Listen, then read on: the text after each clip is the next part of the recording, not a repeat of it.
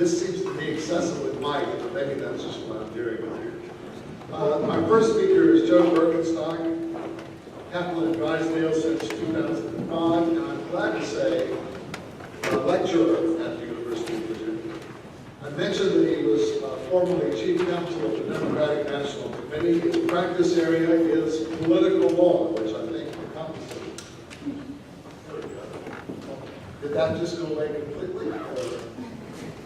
Political law encompasses lobbying and advocacy and problems of campaign finance regulation. Of all of these areas, Joe is an on-the-ground expert and a long-time friend of the University of Virginia. We're delighted to have him lead off the panel on disclosure and political process.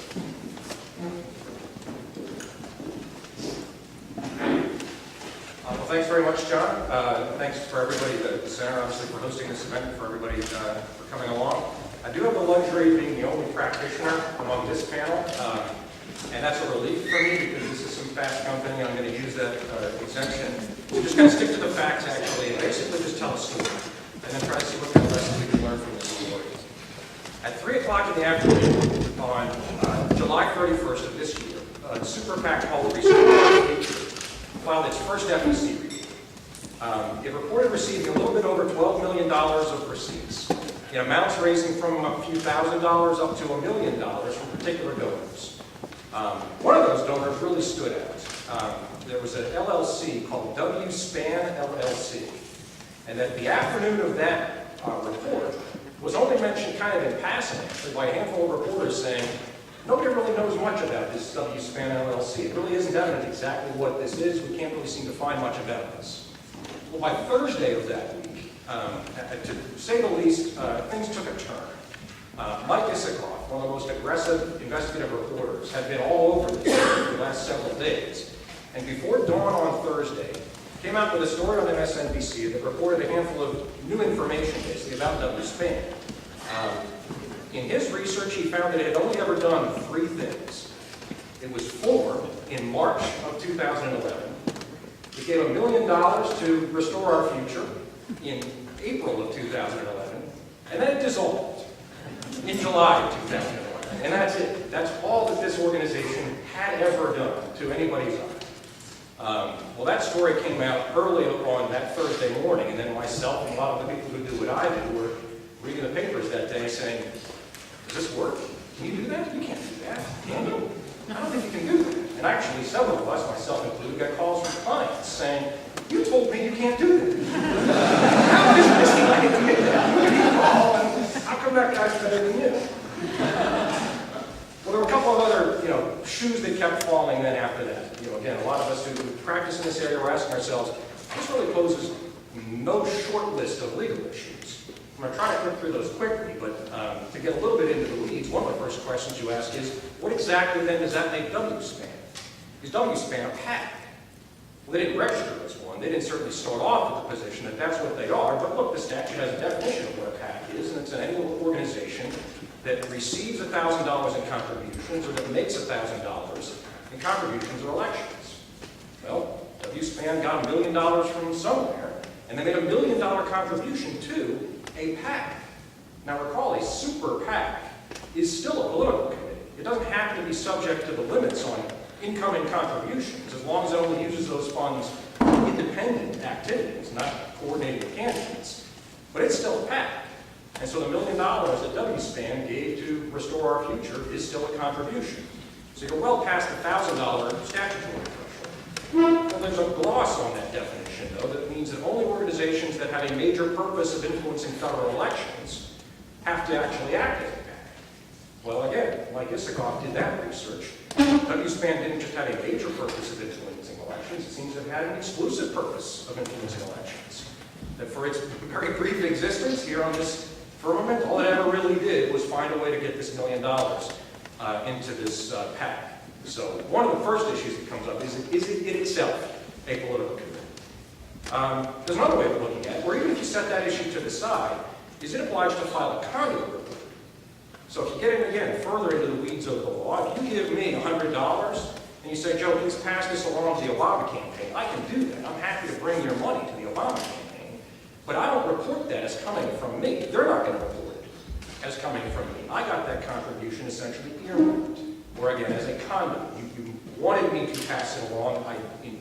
so, I'm obliged to file this letter with the Obama campaign first and also with the FEC that says, that's not my money. That didn't come from me. Don't report me as the source of it. Instead, I got it from Chester and Fred and Betty and these other folks, and that's where the money came from. Well, WSPAN didn't do that either. They didn't file a conduct report. I guess I should say this is probably the least followed provision in the campaign finance law, which is saying quite a lot. But that's another issue, actually, that could confront a C4 in this kind of context, that's passing money law. Finally, and perhaps most troublingly, is this a contribution in the name of another? That there's a provision in the law that prevents donors from making contributions saying that they are somebody else. So if I walk up to a particular PAC and I say, yeah, my name's Donald Duck, here's my $1,000, that's my violation as well as theirs if they happen to know that that's not the case. That also, unlike the conduct report, for example, that is very close to the police. There are people who actually have gone to jail for making contributions in the name of another. It's most often applied in a reimbursement context where a corporate official will reimburse their staff. They each turn $500 over to the candidate, and that becomes the way that they've raised the money. Well, again, that has been a crime. That's even been charged and prosecuted as a felony.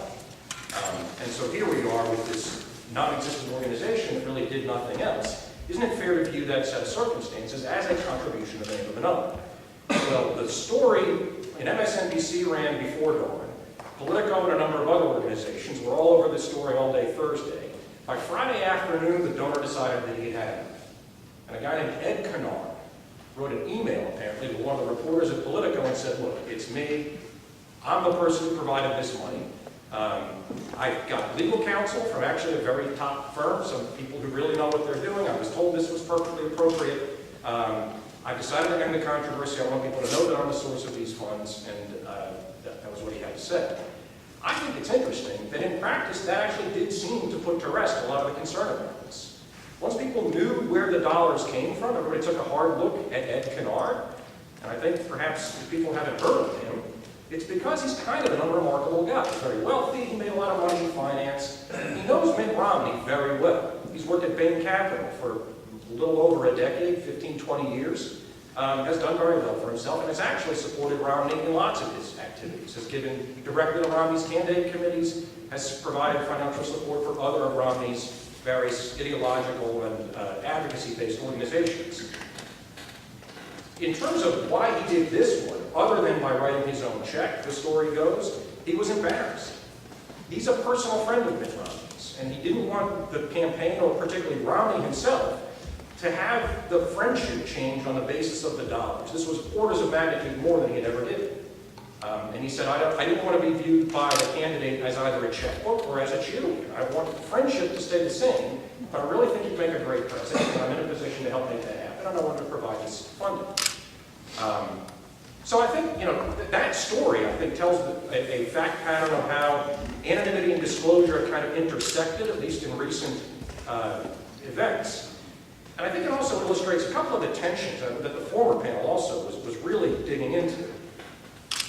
One of the things I think that I find interesting about this is the distinction between anonymity that's actually anonymous and then anonymity, I think, as Helen was talking about, that's kind of secret, or that is a wink and a nod, where it's not really anonymous, but maybe it's only selectively anonymous. I happen to be convinced that Ed Kennard wanted to be genuinely anonymous. Not only did he not want me or Democrats or Romney's opponents or the press to know that he was the source of those dollars, he genuinely didn't want Mitt Romney to know he was the source of those dollars. I think if you take a step back from that, considering that where the court is on political activity is that is its self-expression, that the actual providing of the money is part and parcel of the resulting advertisements, there is a First Amendment interest in being able to do that in a way that doesn't prevent Ed Kennard from saying, I don't feel like funding the speech anymore. But that same principle, I think, can cut in the other direction. I think this is what Richard was getting at to some extent with the idea of ballot initiatives, for example.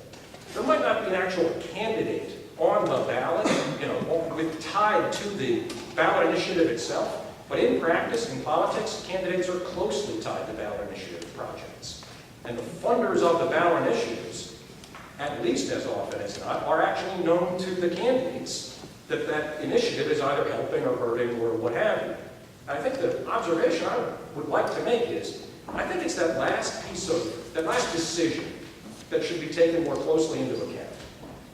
The search for where we impose disclosure and where we choose not to impose disclosure, but to allow people to fund anonymously, I think should be moved away from the question of whether it expressly advocates this or whether it's tied particularly to that candidate or that election. And take more into account about whether that information is available to the candidate. It's one of the reasons I asked the question that I did about what the informational interest means, because I think much of what is involved in that interest really kind of marries up more with that anti-corruption interest. To have Mitt Romney know who to be beholden to, if even he didn't know where the source of that money came from, how would voters know whether or not that signals something about the future of that group's activities or that candidate's future policy decisions, if even the candidate, as to pick up John's parallel, doesn't really know what the rest of the camel looks like? If nobody knows what else that is in the interests of the person funding that speech, I think the case for compelling disclosure of who that funder was gets a lot weaker. But at the same time, it turns around in the other direction as well, where even if the actual activity being funded doesn't specifically relate to candidates, but by funding a ballot issue, for example, it could have the effect of greatly improving that candidate's political fortunes. If it is known to the candidate that it's helping, then that's information that I think the general public could get a lot of value from. And I think I'll wrap up. Thank you, Joe. Michael E. Gilbert is a colleague of mine at the University of Virginia faculty. He's a new kid on the block from my ancient point of view, joined us in 2009. But a well-educated guy, has not only a law degree but a PhD from the jurisprudence and social policy program at Berkeley. Teaches legislation and election law.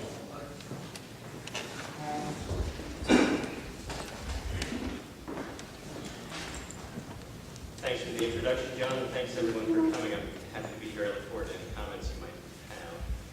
So the question of whether a given disclosure law in the campaign finance setting is constitutional depends in part on questions of principle. Does the First Amendment prize speaker autonomy? Does the First Amendment aim primarily to foster public deliberation, and so forth? Presumably, one's view about these principles will color one's view of disclosure. But it isn't just a question of principles. The consequences matter too. And the law reflects this. So when courts and scholars consider whether a disclosure law is constitutional, they ask questions like, well, to what extent will this law actually chill speech and combat corruption and inform voters? So the consequences matter. In my view, we have only a frail grasp on those consequences. To a lack of empirical study, but I think more fundamentally it's due to a lack of careful theorizing about the consequences of disclosure. So many analyses, including Supreme Court opinions, address this issue in a few short paragraphs. They rely on simple assertions about what the effects of disclosure would be. And they usually do so on the basis of anecdotes, or better yet, no information at all. This, to me, seems like a big problem. Nearly everyone agrees that consequences matter in the constitutionality calculus. Well, if that's right, then in the right circumstances, those consequences can be determinative. So I think we have an obligation to think more carefully about them. So I'm going to try to make some progress on this issue, at least a little bit, by challenging some conventional wisdom about the consequences of disclosure. I'm going to argue that rather than chilling speech, disclosure might very well increase speech. And I'm going to argue that rather than combating corruption, disclosure might very well increase that too. And both of these claims grow from a common observation, which is that disclosure can provide information about credibility, both of politicians and speakers. And in the right circumstance, even in the face of stringent disclosure requirements, that credibility can lead to a net increase in speech, corrupt speech included. Now, to be clear, I'm not thinking about these matters on a blank slate. So I know some of you know and know well a book published by Bruce Ackerman and Ian Ayres a decade ago called Voting with Dollars. I don't think it's worth our time now to go through the details of their argument, but I want to be clear, one of their central claims is premised on an understanding of the relationship between disclosure and credibility. So again, I'm not the first one to think about these matters. I start from the same place, but I'm going in a different direction. And if anyone wants details on what distinguishes my opinions, I'm happy to tell you. Okay, so how is it that disclosure provides information about credibility? I can illustrate with a very simple example. Suppose I'm a wealthy individual, and I'm looking forward to the next election. I'm thinking of spending lots of money on independent expenditures and television ads maybe to support a candidate. What affects my decision of whether to engage in a speech?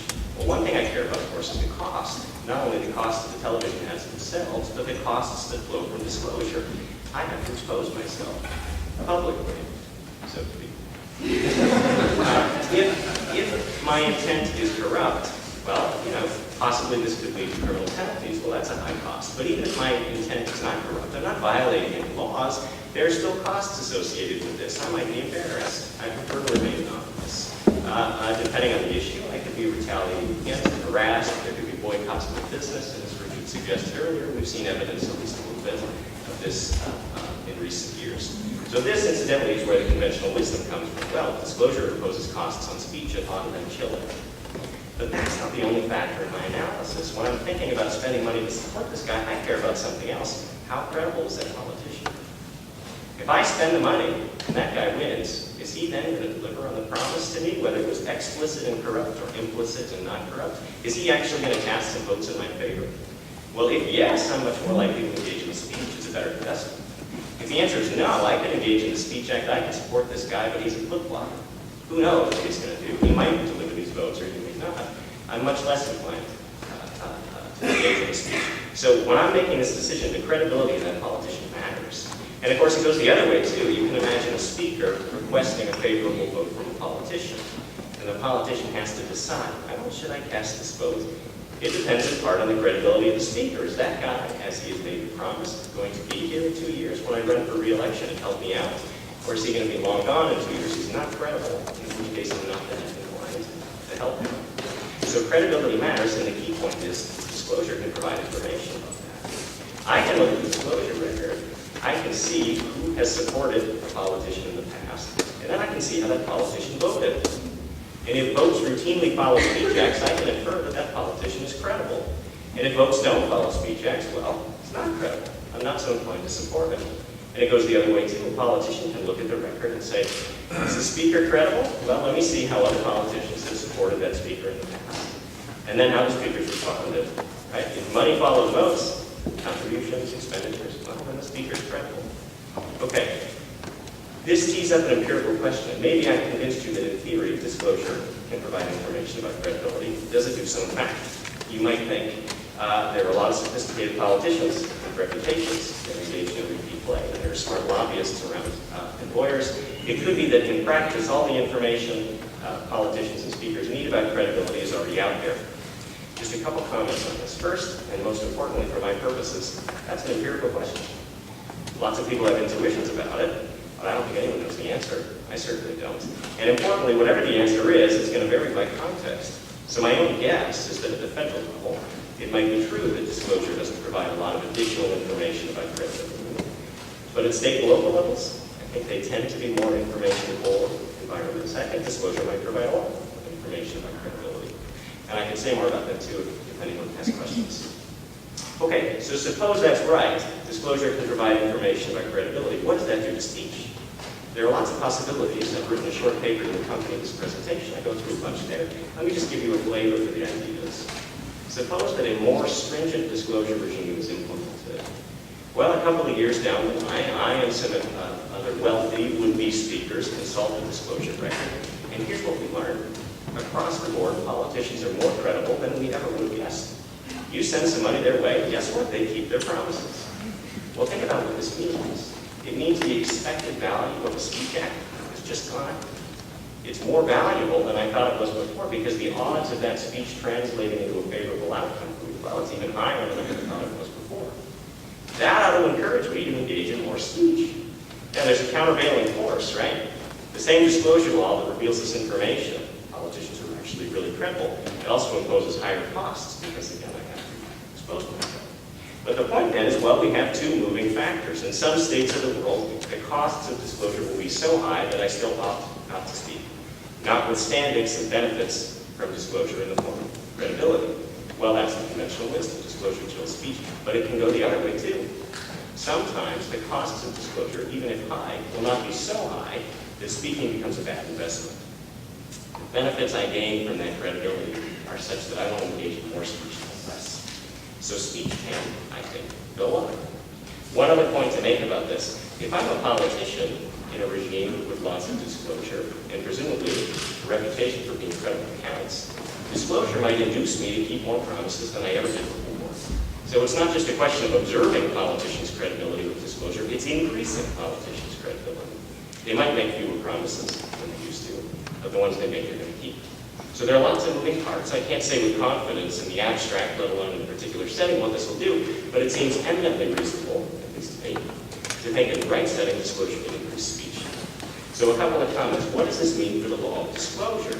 I think first and foremost, it places constitutional challenges to disclosure laws on much shakier ground.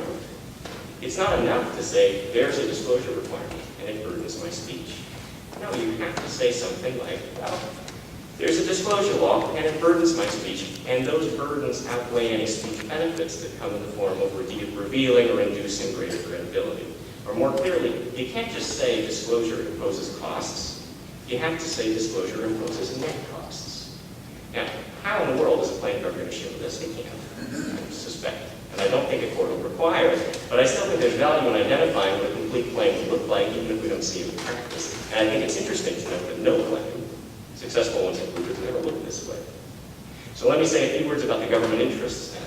So typically, if a disclosure law is challenged in courts, we've been discussing, the government will say, well, this law is justified because it provides information to voters. If the conventional wisdom is right, disclosure kills speech, then this argument seems very contradictory to me. On the one hand, I believe it's true. If you disclose the source of speech, you provide some information to voters. But on the other hand, the disclosure kills speech. So voters lose some information too. They lose whatever information was in that speech that's chilled. So disclosure might increase their information overall, or it might decrease it. It's not clear. Well, if I'm right, and disclosure can actually increase speech, then the information interest becomes a lot stronger. Disclosure might not only reveal the source of speech, but also increase the number of speech acts. So voters get information in two ways, and they lose it in none. So this analysis, I think, can strengthen the information interest. I'll conclude with just a couple words about the corruption interest, the anti-corruption interest. So again, disclosure laws challenged in court. The government says, well, this law is justified because it combats corruption. If the conventional wisdom is right, and disclosure chills speech, then the government's essentially saying this. Yes, this disclosure law chills some legitimate lawful speech, but it chills some corrupt speech too. And we think on balance it's better to chill the corrupt speech. Well, if I'm right, and disclosure can actually increase speech, and I should add, I have no reason to believe that if disclosure increases speech, all of that increase is lawful. Some of it might be corrupt speech. Then this argument is much harder to follow. Right? And the reason is simple. The government can't very well claim that disclosure combats corruption if, in fact, disclosure can increase corruption. You can't make that argument reflexively. Instead, the government has to make a much more nuanced claim. It has to say, well, disclosure might increase or decrease lawful speech. It might increase or decrease corrupt speech. But we think in this particular circumstance, it deters corrupt speech and deters enough to unbalance the good policy. Well, that might be right, but that's a tougher argument to make. Okay, I'll stop there. Thank you, Mike. Rick Hansen is our next speaker. He's a relatively new professor at a relatively new law school, which is already a prominent professor of law and political science at the University of California at Berkeley. Very prolific author on election law, campaign law, and organizations also as well. Thanks, John, and thanks to the Center and to the Journal for putting this great event together. My talk is called Chill Out, a qualified defense of campaign finance disclosure laws in the Internet age. And I want to talk about some of the issues that Richard and others talked about on the last panel and that Joe and Mike have both mentioned, taking particularly into account how the Internet might change the constitutional calculus. So everywhere you look these days, there's been an attack on campaign finance disclosure. The National Organization for Marriage, which is an anti-gay marriage group, has been challenging state laws on campaign finance disclosure across the country.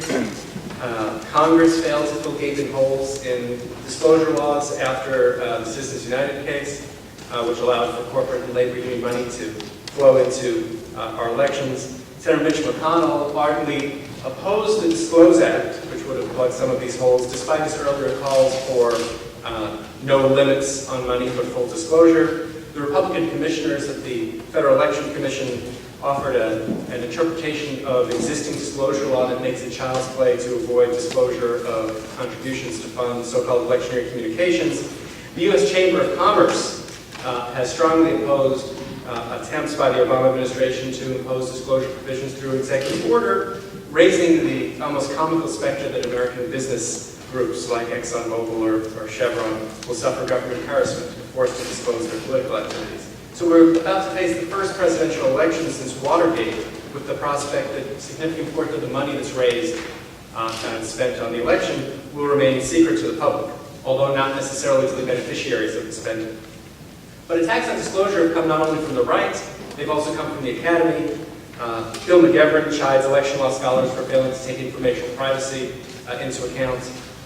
Richard Briffault, we heard from earlier, was a longtime supporter of disclosure, has now raised questions about whether disclosure actually can serve an anti-corruption purpose, and raises concerns about the potential chill for disclosure in the internet era. Lloyd Mayer dismisses the anti-corruption interest for disclosure and expresses considerable skepticism that disclosure can serve the information purpose. Bruce Kane believes that reformers are actually pushing disclosure as a way to squelch speech. And so disclosure is under attack. And in this essay, I want to offer a qualified defense of disclosure. And what I want to say is that I think that the academic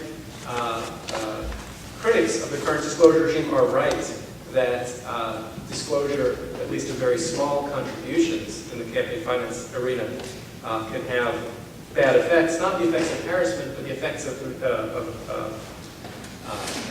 impinging on informational privacy, especially in the internet era. But I also want to suggest that the claims of groups like the Chamber are being made disingenuously as a way to try and attempt to have unlimited secret money flow into elections with the intent to benefit from that money going in by currying favor with politicians without enduring any public scrutiny. So I'm going to talk about, for a few minutes, chill, anti-corruption, and the information interest. So if you listen to critics of the current campaign finance regime talk about it, harassment is commonplace and severe. It turns out that the evidence of chill is to the contrary. Now there's some dispute as to what we mean by harassment, and some dispute as to the empirical question of how much harassment actually happens. The best example we have of what the Supreme Court means by harassment is a case called Brown versus Socialist Workers, 1974 committee, a case where the Supreme Court recognized an as-applied exemption to disclosure for a fringe group. What did this group, the Socialist Workers Party, face? They faced threatening phone calls and hate mail, the burning of literature, the destruction of their property, police harassment, firing of shots into their offices. 22 people were fired because of their party membership. The FBI went around. The FBI collected 8 million documents, spent $360,000 on 300 informants of the group. This was severe and serious harassment. And the Supreme Court, in determining that there was an exemption that should apply here, noted the severe, pervasive aspect that was coming not just from private individuals, but also from the government. That's a far cry from what we see today. Now, Richard mentioned the Doe versus Reed findings, which I think are very important. How much harassment was there? He mentioned the mooning. I'll also point out that there were reports that people were flipped off. As I was reading that report, I was driving back from my mechanic to home, and I was driving 42 in a 35-mile-an-hour zone. A guy came up behind me, flipped me off, and I felt like I needed some exemption from that kind of harassment. We all face that kind of harassment on a daily basis, although I've yet to be moved by any of my students.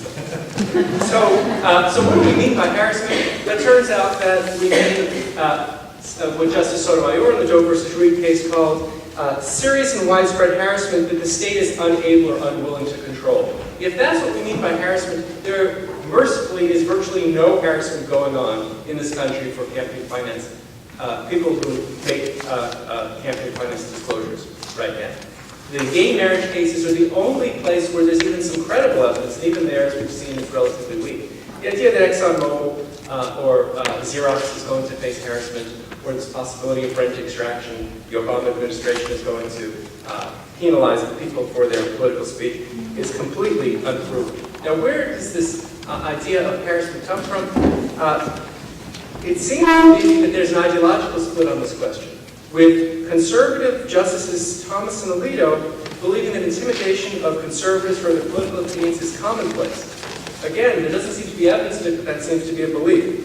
Jim Bob, who's one of the lawyers for the National Organization of Marriage, recently posted this message on the electoral listserv: blacks, gays, and leftists were harassed yesterday, conservatives and Christians are harassed today, and no one is safe from the thugs and bullies tomorrow. It's a very scary picture. I just don't think it comports with reality. The reality is that there's very little harassment, and economic retaliation, as a student of mine argues in a forthcoming note, is not the harassment that is targeted in the socialist workers case, and in fact, that kind of economic harassment, that kind of economic retaliation is itself protected by the First Amendment. So just because it doesn't fit under the definition of harassment and that is not a basis for creating an as-applied exemption, I think there are still good arguments for seriously raising the disclosure thresholds, not because of harassment, but because of informational privacy. So right now, if you go to huffingtonpost.fundraise.org, put in any address you want, put in your home address, you can see all the contributions your neighbors have made to federal campaigns. I live in a neighborhood full of a lot of liberal workers in the entertainment industry near Hollywood, and I put in the address, and you see most typically left-leaning contributions, but there's one person, I happen to know who he is, who gave $1,000 to the Cantor campaign, Eric Cantor. I don't think he's going to suffer harassment if other neighbors see that, but I do think that it is unseemly, that kind of snooping that doesn't serve much of a purpose. Whispering is not harassment, but the entire process of disclosing this information does seem to create some kind of chill, which is less than the chill that would rise to the level of constitutional harassment, but it does suggest that the government should raise the threshold. More ominously, in the Prop 8 campaign, as my student describes, there was a woman who donated only $100 to support Proposition 8. After her donation was disclosed, her family-owned restaurant, El Coyote, was besieged with protesters. First Amendment protected activity, but it would only be justified to have disclosure if it served important interests. And so let me turn to those interests, the two interests of preventing corruption and providing information. As Professor Berfault acknowledges, disclosure is not the strongest anti-corruption tool. The strongest anti-corruption tool we would have would be limiting contributions or spending. Many of the limits that were imposed in the past are now unconstitutional thanks to the Supreme Court's opinion in Citizens United. So disclosure is a better-than-nothing tool for dealing with the problem of corruption. Not as good as limits, but better than nothing. And in fact, in the internet era, disclosure is going to be all the more important. Before the internet era, many people accepted the idea that we could have a media exemption. We could exempt the media from the limits on corporate, the corporate spending limits. And in fact, I think it was the very rise of the internet which undermined what we mean by the media and made it untenable to continue the media exemption. If you read through the Citizens United case, you see Justice Kennedy very concerned about this. The rise of blogs, websites, other forms of media undermined the media exemption, and it was no longer possible to draw these distinctions between the media corporations and other corporations.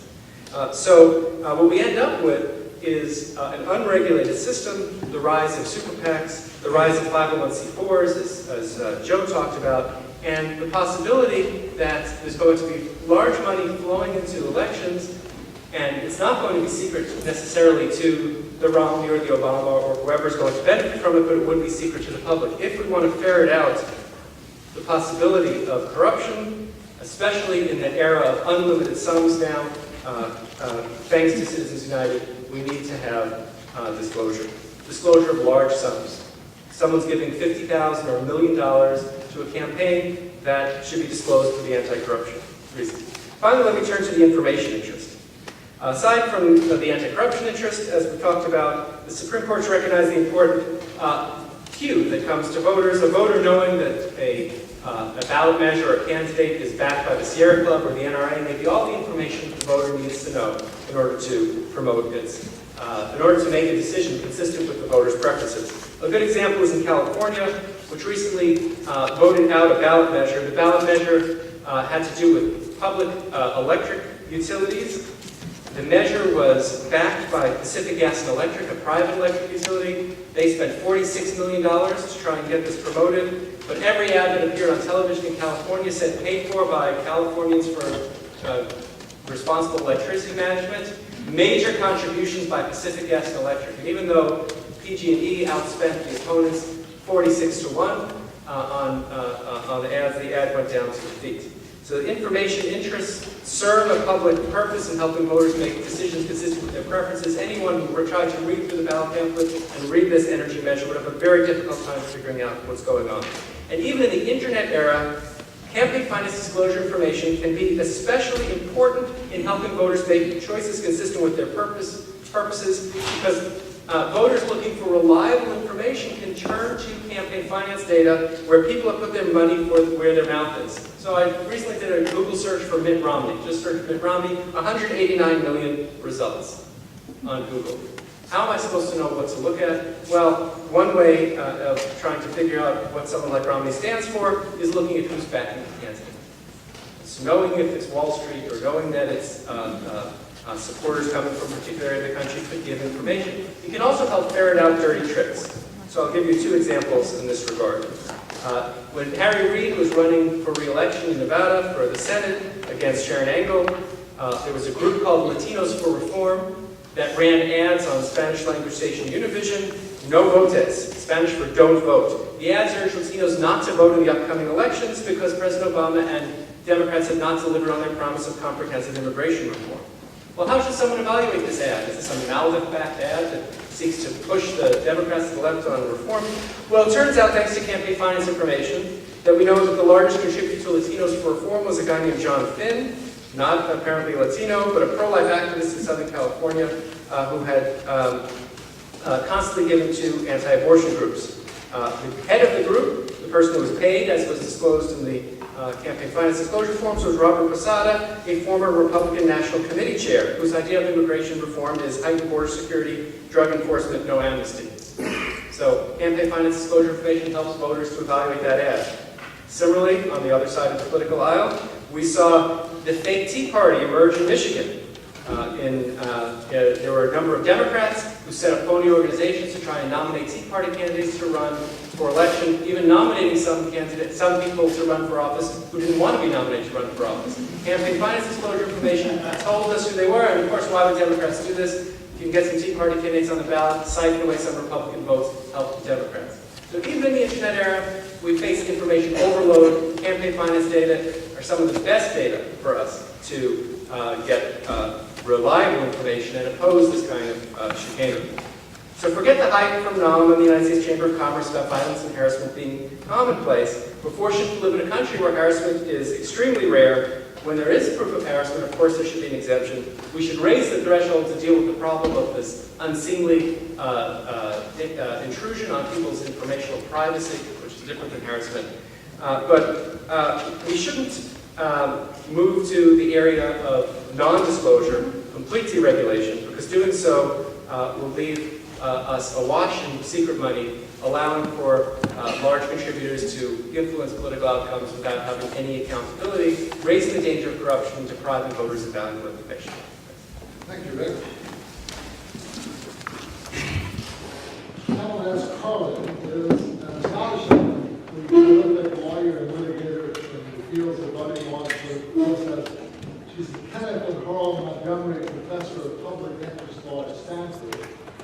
Before that, she was for nearly a decade a colleague of mine and others here at the University of Virginia. We miss her every day.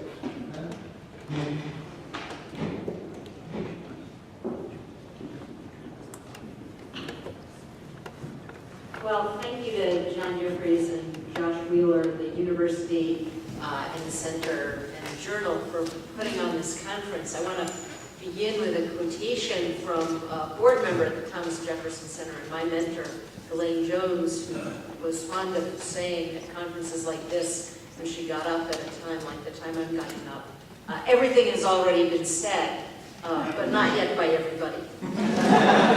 So I'm going to give it my best shot. And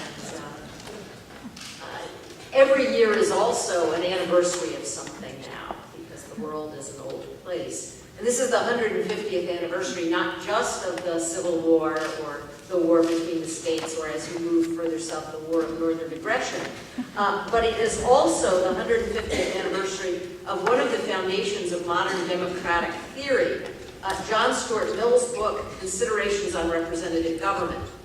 The book's a treasure trove for people who are interested in law and democracy, with discussions of things ranging from the responsibility of elected officials to proportional representation to universal suffrage and to other issues that also continue to preoccupy us today. The passage on which I want to focus in my remarks comes from chapter 10, the chapter on the mode of voting. And there, Mill makes an argument that might be surprising to our ears today.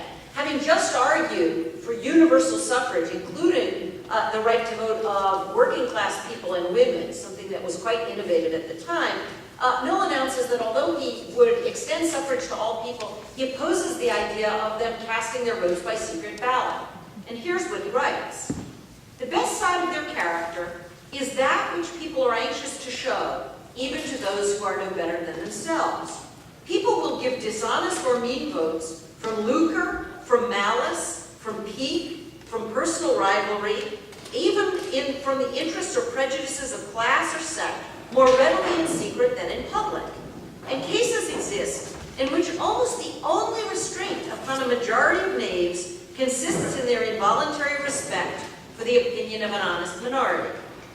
Part of what motivated Mill's view was his understanding of human nature.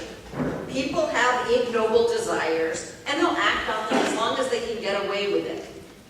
And part of what motivated Mill's view was his understanding of the political process. He thought that the spirit of vote by ballot, the interpretation likely to be put on it in the mind of an elector, is that the suffrage is given to him for himself, for his particular use and benefit, and not as a trust for the public.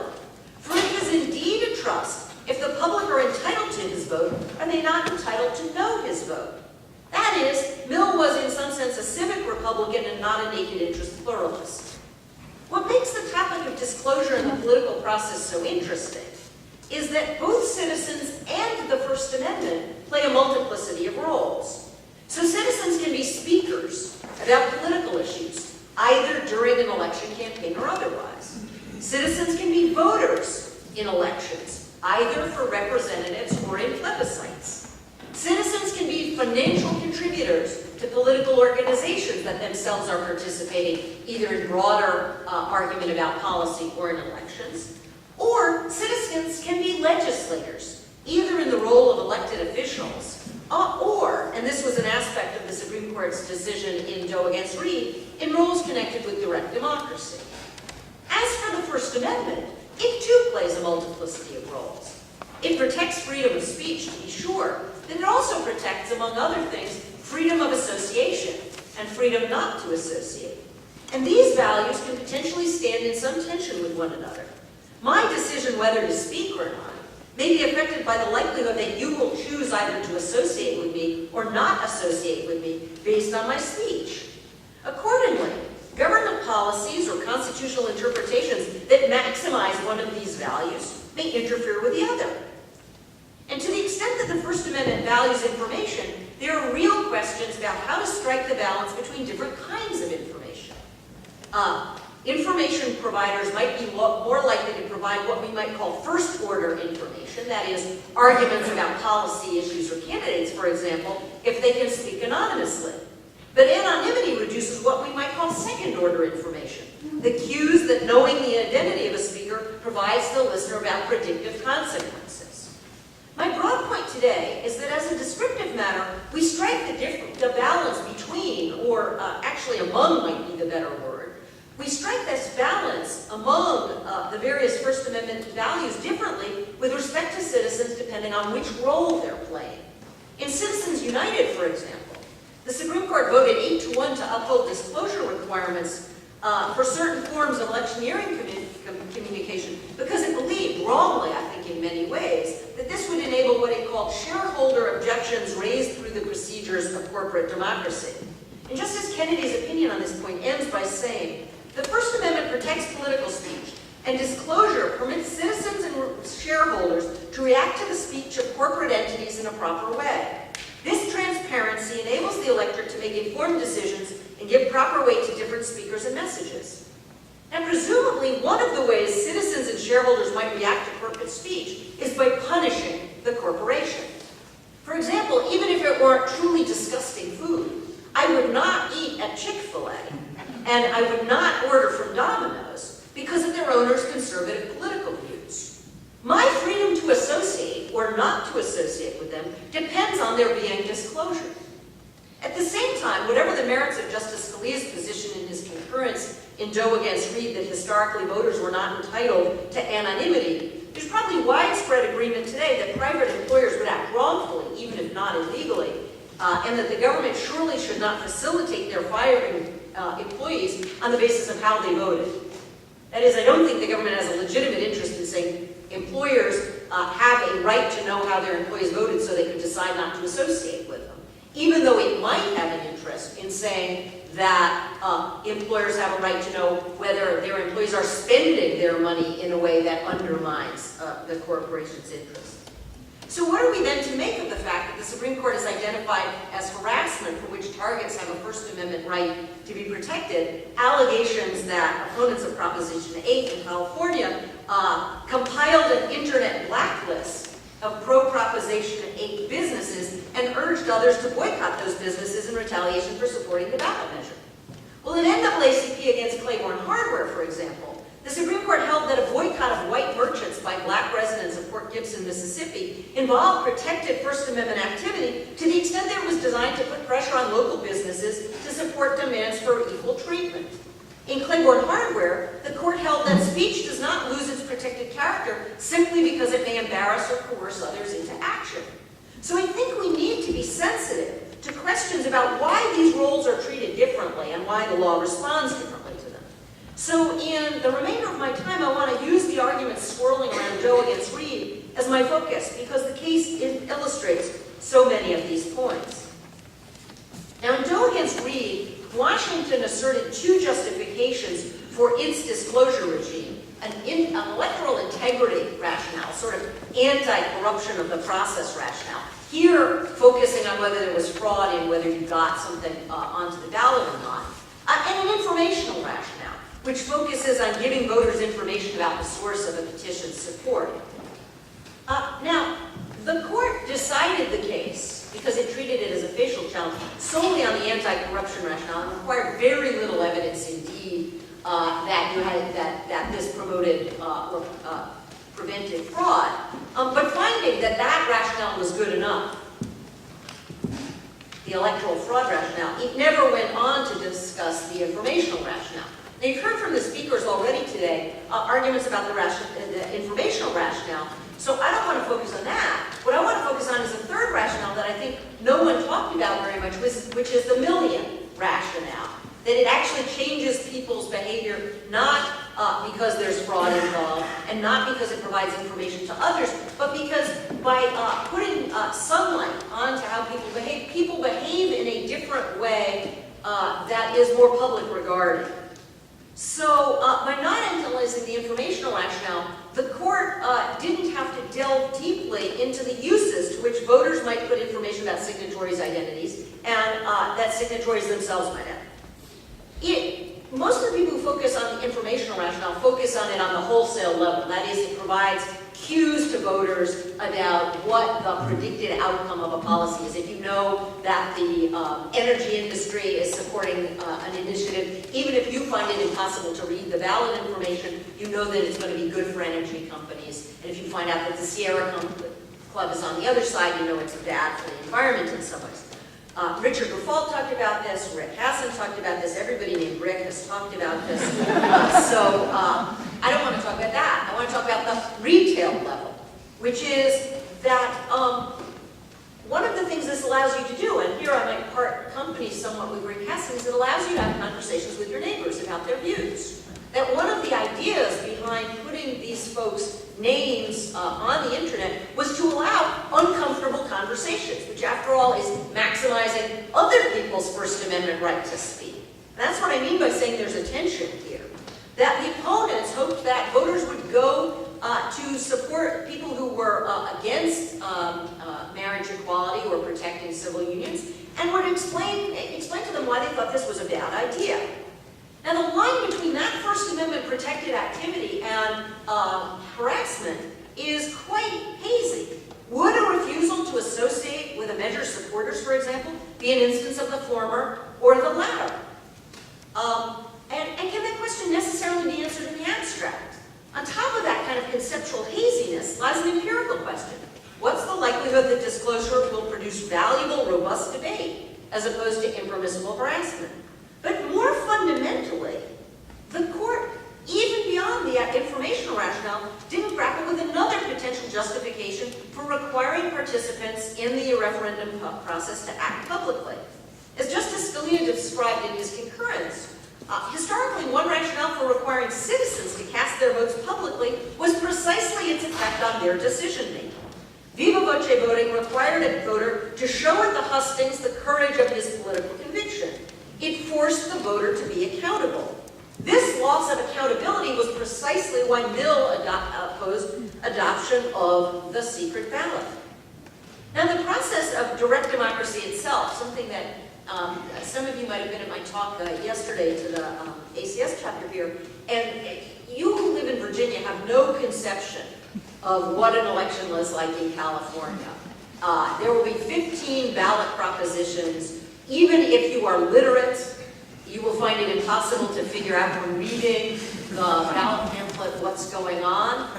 If you're one of those people whose literacy has been impaired by the results of prior initiatives that have trashed the public election system in California, you will find it even more difficult to figure out what they're doing and like. But here's the thing. In direct democracy, the people are legislating. They are acting as legislators.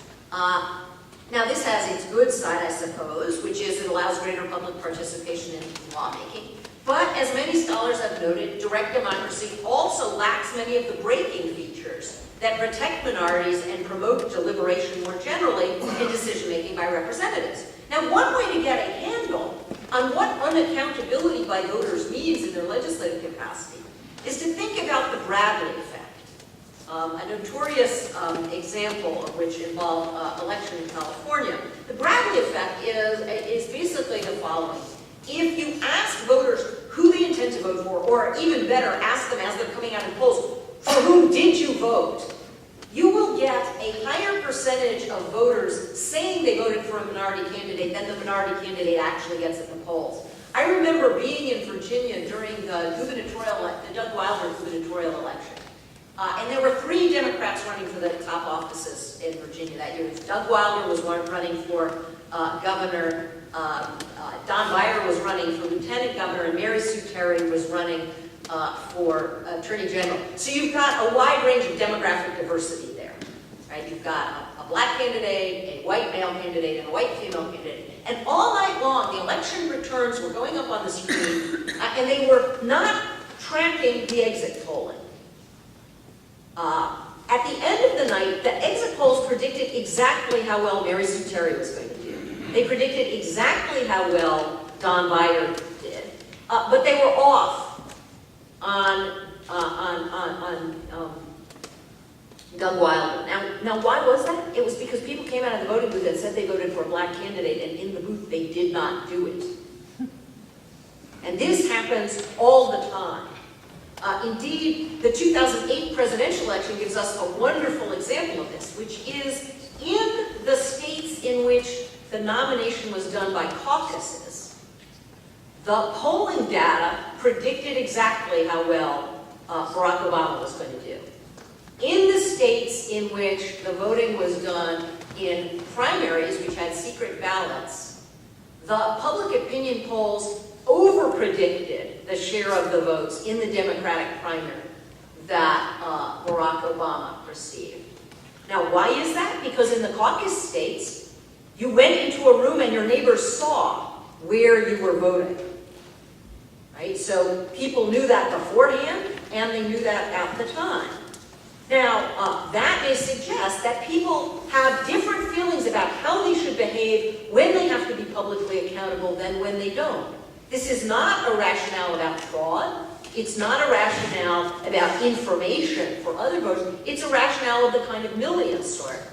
Now, of course, there's a countervailing argument here. And the countervailing argument is that election systems are supposed to report voters' preferences and not to shape those preferences, or at least not to shape voters' beliefs about what they ought to do. What makes this, I think, so interesting is that the First Amendment is going to have a different insight on this, depending on which interest you care about, whether it's speech interests or association interests, and depending on which role you think individuals are playing in the system, whether it's speakers, for whom we give heightened protection to their anonymity, or elected officials, for whom we give no protection for their anonymity. Indeed, as your clinic established last year at the Supreme Court, there is no First Amendment right in a vote for an elected official acting in his official capacity. And so I end essentially where I began, or I guess I end where, to some extent, Fred Schauer ended, which is, I don't have a solution to this. I just think it's an interesting problem to think about, and thinking about it from the perspective of the different First Amendment interests and the different roles that citizens play in the election process can help us to tease out how to strike these difficult balances. Thank you.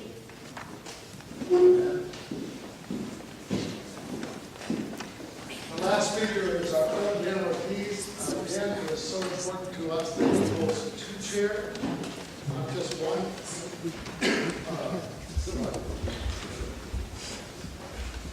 He is the John Allen Love Professor and the Edward F. Howard Professor, and as everyone in this room knows, a beloved teacher and expert in election law and campaign law.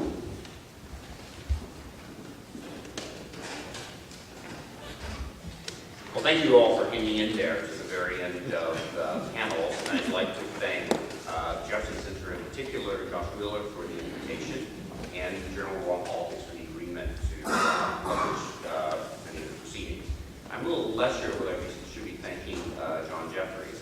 He has that probably in the most thankless and most dangerous position in the conference.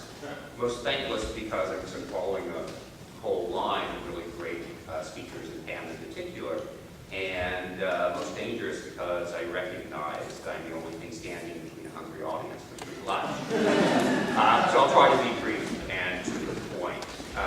As everyone has said, Citizens United was a great defeat, I think, for reformers. Large, central parts of the campaign finance regulation apparatus went out the window.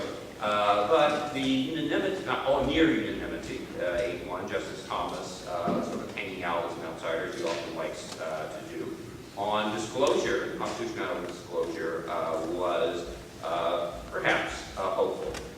What's so amazing about it, though, is the kind of breathlessness with which the Supreme Court adopts it. I mean, you often think of sort of Justice Kennedy as saying sort of somewhat sort of odd things. But it's very odd when he sort of gets passionate about something, particularly something as abstract as disclosure. But I want to read you this kind of paean to disclosure that you can find in the opinion. So it's a campaign finance system that pairs corporate independent expenditures with effective disclosure has not existed before today. It's a brave new world out there. It must be noted, furthermore, that many of Congress's findings in passing the Bipartisan Campaign Reform Act were premised on a system without adequate disclosure. With the advent of the internet, as Richard Hassett has said, things are changing. Prompt disclosure of expenditures can provide shareholders and citizens with the information needed to hold corporations and elected officials accountable for their positions and supporters. Shareholders can determine whether corporations' political speech advances the corporation's interest in making profits, and citizens can see whether elected officials are in the pocket of so-called money interests. The First Amendment protects political speech, and disclosure permits citizens, shareholders to react to the speech of corporate entities in a proper way. This transparency enables the electorate to make informed decisions and give proper weight to different speakers and messages. I mean, it's really wonderful stuff if you can quite believe it. Now, Citizens United represents a kind of cusp, I think, even within disclosure, as it did in campaign finance parties take different positions. Before Citizens United, I think it's fair to say disclosure was part of the reform package, but not really a central or centrally important part to it. On the other hand, it was uncontroversial to deregulationists. Mitch McConnell, of all people, praised before Citizens United at the time when he was part of the McConnell litigation, praised disclosure as the way to go. And even at the time of Buckley, the court noted that the people who were attacking the federal amendments to the Federal Election Campaign Act after Watergate basically agreed that disclosure was a proper remedy, had no problems at all with it. After Citizens United, though, the court throws out a large part of the apparatus, the position suddenly changed. The reformers understand that disclosure is now centrally important because it's one of the few things that's left. And whilst the deregulationists find it suddenly controversial, find it a way the government providing means for private parties to attack or harass unpopular interests. Okay? And I say that to set the stage. I don't want to really address the harassment debate. Instead, we want to look at the informational, the interests supporting disclosure, talk about their changing fortunes over time, and sort of say where we are now says about, possibly about the future. Okay, and my name isn't Rick or Richard, but I do plan to focus mostly on the informational interests here. I think you can bear with me despite my parents' poor choice. Now, in Buckley, as people said, Buckley versus Leo identified three different interests. There was the so-called informational interest, which I think is now most important. I'll sort of read it to you a little bit. In Buckley, the court said, disclosure provides the electorate with information as to where political campaign money comes from and how it's spent by the candidates in order to aid the voters in evaluating those who seek federal office. This next sentence is the important part. It allows voters to place each candidate in the political spectrum more precisely than is possible solely on the basis of party labels and campaign speeches. Note what it's saying here. In this sense, this kind of source disclosure tells people more than the campaign speeches do themselves about candidates. It allows people to identify where people stand. And sort of saying is it's not just as an added piece of information, but it's actually better information than people can get elsewhere from the campaigns and elections. The sources of the candidate's financial support also alert the voter to the interest in which a candidate is most likely to be responsive and thus facilitate predictions of future performance in office. It then went on to discuss the corruption interests and the so-called enforcement interests, which other people have talked about.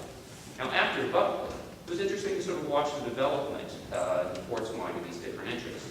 If you want to describe it, I think it's fair to say the information interest was pretty reliable and steady, but didn't grow, didn't contract. The other two interests, though, had a kind of remarkable life, or half-life, maybe is a better way for Citizens United to describe it during this period. Especially in cases like McConnell, the corruption interest kind of assumed a major life of its own. No longer were we talking about kind of narrow quid pro quo corruption, as the court sort of suggested was talking about Buckley, a kind of more nebulous appearance of corruption interest around it. Now we're talking about terms of undue influence corruption, access corruption. Some people had more influence over candidates to get into their office, talk to them more, that was bad. It was a pretty broad interest. And the enforcement interest, sort of piggybacked a little bit on, there was a little bit derivative of it, accordingly also grew a lot. And I think that's pretty much where people thought things stood, right at the eve of Citizens United. Citizens United, however, boy, did we get a big change. Justice Kennedy said, well, as he had said in his dissent to McConnell, only quid pro quo corruption counts. Independent expenditures can't corrupt. No such thing as influence corruption or access corruption. And he says, in fact, it's sort of wonderful, favoritism and influence is what he's trying to capture. These two interests that are not avoidable in representative politics. It is in the nature of an elected official to favor certain policies by the necessary corollary to favor the voters and contributors who support those policies. It is well understood that a substantial and legitimate reason, if not the only reason cast to vote for or to make a contribution to one candidate over another, is that the candidate will respond by producing those political outcomes the supporter favors. In other words, what we had seen, or the court seemed to believe, was something bad before, influence, corruption, having more access than other people, was actually not, it was unavoidable in politics. And then the next sentence, he seems to actually go beyond that to say, well, it's not only unavoidable, but it's good, okay? He says democracy is premised on this type of responsiveness. So that's a big change. And I think nowadays, basically what it's done is it's completely taken the air out of corruption interests.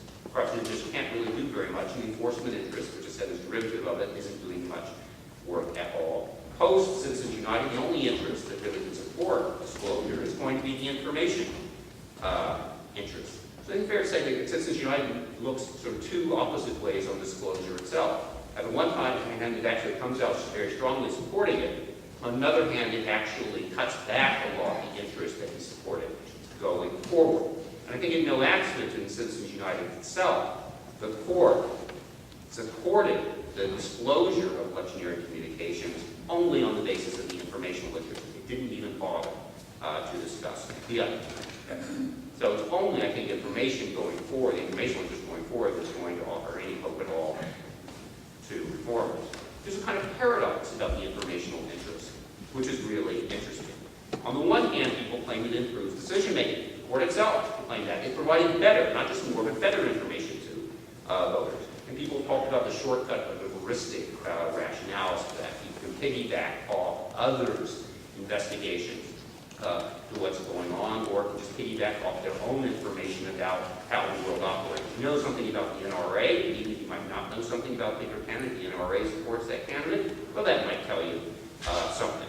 But there is this other view that a lot of people have put forward about how knowing the source is a particularly low value. Fred sort of, I think, tried to respond to this a bit, that a lot of people pointed out, the deregulation aside, that a lot of the so-called benefits, or claimed benefits of disclosure, informational benefits to disclosure, only extend to politically savvy voters. Many voters don't even have enough political information to know how to use shortcuts effectively.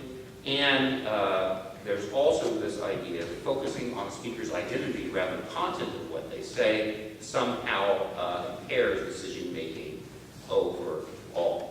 And I'm not really probably known publicly as a fan of John Samples, but I'll read you just a little bit here that he wrote, sort of attacking what he calls a genetic fallacy. Here he says, disclosure hardly encourages rational voting. It directs attention away from the content of an ad towards the source of the funding for the message. It tells voters that they need not evaluate the content of the message. Instead, voters need only recall what they believe about the disclosed source. And he goes on and on and talks about how that's a kind of democratic loss. Now, how do we reconcile these two views? On one hand, it's better information, on the other hand, it's sort of distracting and impairs individual political decision-making. Well, each side, of course, claims that the other is wrong. I don't think you necessarily need to take a side in that debate. I think it's more interesting to say, well, they might both be right. That what it says is that maybe this disclosure of the source, who's saying something, who the speaker is, does give us some pretty low-value information, but some information. But if the court is right and uses better information, it actually tells us a lot about the even lower quality, perhaps, of the stuff that we're getting from ordinary campaign speech. It's not really telling us, or it's not giving us the kind of information we'd like to claim and believe it does. There are kind of two stories you can tell about that. One, that's the kind of speech voters want. That's the demand side of the equation. They actually don't want real informative political information. Or you might believe that they may want it, happy to get it, but they're just not confident to work their way through it. For my purposes, I don't think it matters which story is true. Under either, the voter is not the kind of person that classical democratic theory sort of assumes or wants the individual voter to be. But what it points to, I think, is a real conflict at the bottom of the structure of constitutional campaign finance regulation. Remember this view that voters actually don't make really good political decisions, can't evaluate information as well as they should, need some help of knowing the source of the speaker. That's somehow more informative than the actual content of the communication itself. Resonates really well with the position Justice Scalia took in Austin, which is one of the cases Citizens United overturned, and which is the view that seems to underlie Citizens United report's rejection of a lot of the campaign finance apparatus. Justice Scalia said there, bring out your flags, it's quite stirring. The premise of our system is there's no such thing as too much speech. that the people are not foolish but intelligent, and will separate the wheat from the chaff. As conceded in Lincoln's aphorism about fooling all the people some of the time, that premise will not invariably accord with reality, but will assuredly do so much more frequently than the premise that the court today embraces. That a healthy democratic system can't survive the legislative power to prescribe how much political speech is too much, who may speak and who may not.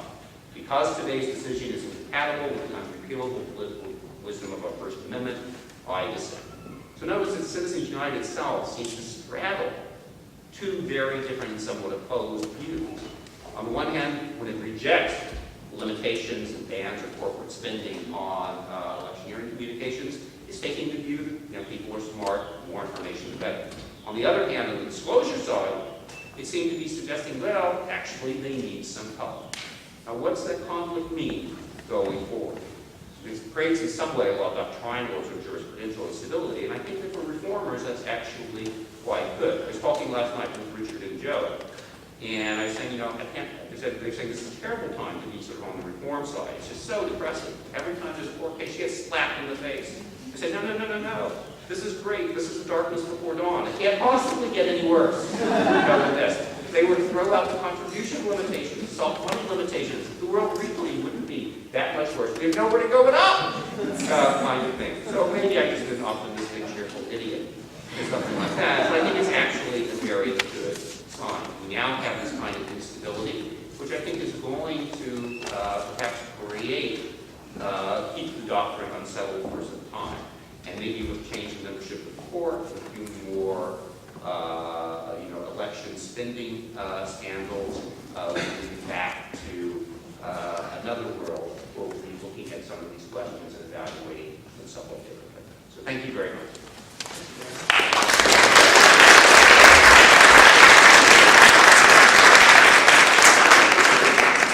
Lunch is unfolding to my right, but we have a few minutes, and I want to take them to ask first whether our panelists have questions of each other and whether you have questions. We have about 10 minutes. Let's use them.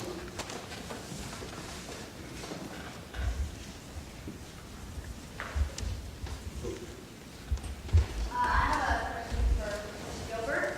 I appreciate your theory. I think it applies especially well to sort of economic interests, but I'm wondering about how it might apply more to ideological interest groups where we're pro-life, pro-environment, or whatever else, and contribute to that candidate because we think they already agree with us and want them in office rather than trying to influence their future votes.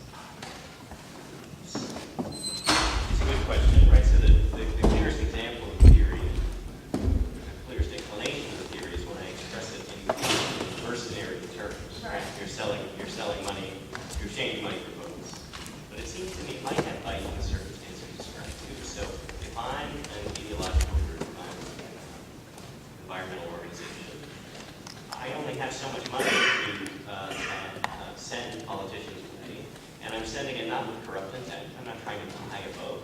I'm just trying to identify like-minded politicians and lawfully support them. So I think the same principle applies. If I see a half dozen politicians who are all saying we're great environmentalists, well, that might be true, or it could be cheap talk. But if I can look at a disclosure record and say it presumes that there is an existing record, they're new to office, do what you do. But if there's an existing record and I can look to see if environmental interests have supported them before, and then they cast environmental votes, maybe that provides me with a little bit of extra information. It's not as powerful in the example you described than the other economic examples that I have in mind. But I'm not sure it has no weight. Thank you, Kelsey. Others? Richard. I want to follow up on a point that John raised actually in the introduction to the first panel. I don't think either panel has had the opportunity to address this point, so maybe this is a gift to this panel. See if you want to pick it up. A lot of the discussion in the last panel particularly was on the values of disclosure, anti-corruption, information, the kind of public regard and fostering that Pam was talking about. And we talked a little bit about one of the costs, which was the costs about threats ours to reprisal. But I actually want to get back to something that John said at the very beginning, which is the administrative burdens that result from making disclosure operational. This has become, I think, there's been more attention to this in the courts lately. The idea that in order if you're a political organization and you cross some threshold, you have to register, you have to file the name and address of an organizer, open up a bank account, a dedicated bank account, name a treasurer, keep certain detailed records about your intake, record the contributions above a certain level of your disbursements, keep those records going, make periodic filings with the regulator, and then make more frequent filings at election time. And whether this is a cost of disclosure which ought to be given more recognition. The Supreme Court in Citizens United talks a lot about the complexity of campaign finance law as itself a burden of participation. And so I'm wondering whether any members of the panel think this is a serious issue. I do think that, consistent with the idea of raising thresholds to protect informational privacy, there's a reason to raise thresholds so that small groups of people, or groups of people spending small amounts of money, are not overly burdened. And I think this is bad for Joe's business. He wants probably to form as many committees as he can. But I do think that... Those people can't afford his bills anyway. I think what we're going... If you think about the kind of the structure of litigation that's happened since Citizens United, the big push has been to try and make the harassment point. And I mentioned all of the suits brought, a lot of them in the First Circuit, but not only by the National Organization for America. But basically all of the suits that have challenged disclosure laws have failed, since, including now Doe versus Reed to Protect America. But I think that the next wave is going to be to push on the question of administrative burden rather than harassment, and that could be more successful. Because the two wins that I've seen were both on administrative burden. The two successes, Tenth Circuit the 10th Circuit and the District Court in Wisconsin, were both about administrative burden. There's, I'll pick up actually on John's point about the skin that I do or do not have in that game. And it could, I start by saying I obviously could be skewed about that because I guess I've done so many of these that once you've done 5 or 6 or 10 or 50, the 51st becomes pretty tricky. If you think about the list that Richard just gave, if you're talking about a group that has any real heft or scope to it, they've done already almost everything that Richard just named. They will have a bank account. They do have leaders. There will probably be somebody who's primarily responsible for the finances. They may or might have called that person a treasurer, but we're just in a realm where, once again, per Rick's point, once you're talking about something north of some arbitrary number, the amount of actual work that it takes to take the information you already know and literally go to an internet-connected computer and type in the name that you've chosen for the group, and not the account number, but just the name of the bank that holds the dollars that you're going to be managing, and to do these tasks that are involved in that disclosure, I think in practice actually are pretty trivial.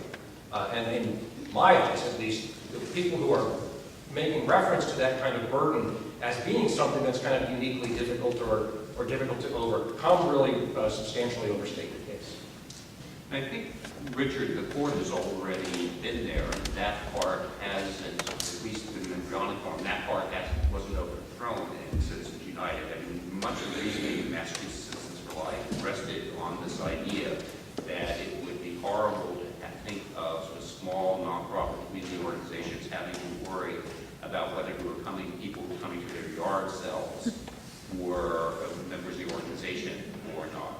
So, in that, I mean, I presume is still good law. Now, of course, those kinds of organizations can't receive any kind of money under the strict MFCL formulation from corporations. But the government itself was arguing that there should be a de minimis exception to that, way of trying to save Citizens United. Okay? So I think that's still a very potentially robust part of the picture. So that somehow the Citizens United ruling itself, where, say, the automatically reversed tomorrow, there will still be doctrinal resources there to sort of address exactly this problem. I agree that it is a problem. The question is where you draw the line. Richard, thank you for raising that issue and prompting this interesting discussion. Other questions? It is, please. Sorry for you from lunch. It's okay, but stand up and speak out so all these good folks out here can hear you. Okay. To Mr. Birkenstock, I think. I think you were discussing when you were talking about I think it was WSPAN LLC, right? It seems like the disclosure of the individual who financed it quelled maybe the social curiosity. But I was wondering if you could go back to the legal issues. I was just wondering how did that incident affect how you would look at assuming it now? Or how would it inform something like that? Yeah, I had been using it both in contexts, academic or policy-oriented contexts like this one as a case study, and as well using it with clients. There really are, there are people in the world who would fund more political activity if it gave them the kind of protections that they could get in a nonprofit or a charitable context. Charities, universities, for example, not infrequently get anonymous contributions, some of which actually really are also anonymous to the recipient. And it, I think, draws on a principle that I kind of alluded to, at least in the WSPAN context, that the donor really doesn't want the influence. This might go back to Mike's point, that there isn't a transaction involved. There is no other broader expectation for that donor than simply allowing the recipient of the dollars to do what they would otherwise do, but to do more of it. And I think what you got from the WSPAN experience was, don't think that it's as easy to accomplish that as it appeared, at least in that instance. I actually think that's what happened there, is the people who are very familiar with the C3, C4 type of funding structure thought the same approach could be mapped over onto this political context where the recipient is a political organization. And again, it's a data point for participants, for groups, for funders, for everybody involved, that at least that structure simply doesn't work. And I think it's had that effect, actually. I think the donor community seems to understand that super PACs really are different, and they have to be approached differently.